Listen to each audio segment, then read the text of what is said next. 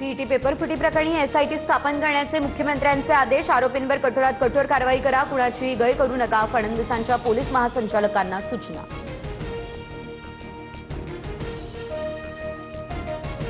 पीईटीचा paper फुटला, उद्या होणारी परीक्षा देखील रद्द करण्यात आली। ठाण्यातून पेपर लीक झाल्याची माहिती। प्रश्नपत्रिका विकणारे 3 जण भिवंडीतून ताब्यात।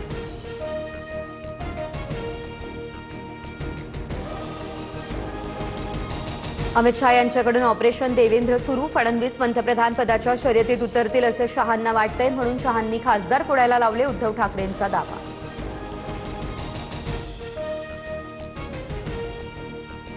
आईची शपथ घेऊनही गद्दारी केली, मुलीची सोयरीक जुळवण्याच्या नावाखाली स्वतःची खोक्यांसोबत सोयरीक जुळवली। उद्धव ठाकरेंचा वाशिममधून खासदार संजय देशमुखांवर हल्लाबोल, भरसभेत ऑडिओ क्लिपही ऐकवली।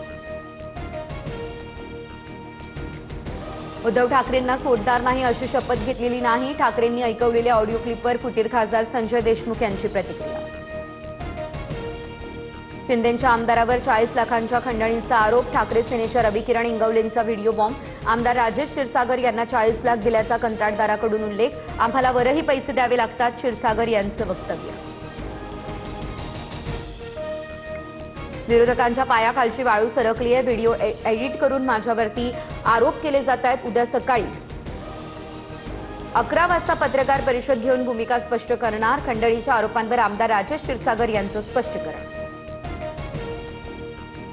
हजारो मुंबईकरांना मारण्याचा मोठा कट उधळला। मोहरमच्या मिरवणुकीमध्ये पेनकिलर म्हणून उंदीर मारणाऱ्या विषारी औषधांचं वाटप केलं। झिंक फॉस्फाईड मिसळलेल्या 15,000 कॅप्सूल जप्त। आरोपी अटकेत, तर प्रकरणामध्ये दहशतवादी कट असल्याचा संशय। जुलैच्या दुसऱ्या आठवड्यापासूनच आता शेतकऱ्यांना कर्जमाफीचा लाभ मिळणार। महाकर्जमुक्तीची अंमलबजावणी अंतिम टप्प्यामध्ये। योजनेअंतर्गत 2 लाखांपर्यंत कर्जमुक्ती, ओटीएस सुविधा आणि नियमित कर्जफेड करणाऱ्यांना 50,000 रुपयांपर्यंत प्रोत्साहनपर लाभ मिळणार। अल निनोच्या संकटावर एकजुटीने मात करू, नैसर्गिक आपत्तीसमोर हार न मानण्याचा निर्धार। शेतकऱ्यांना मदत करताना तडजोड करणार नाही, विशेष लेखातून मुख्यमंत्र्यांनी केला आश्वस्त।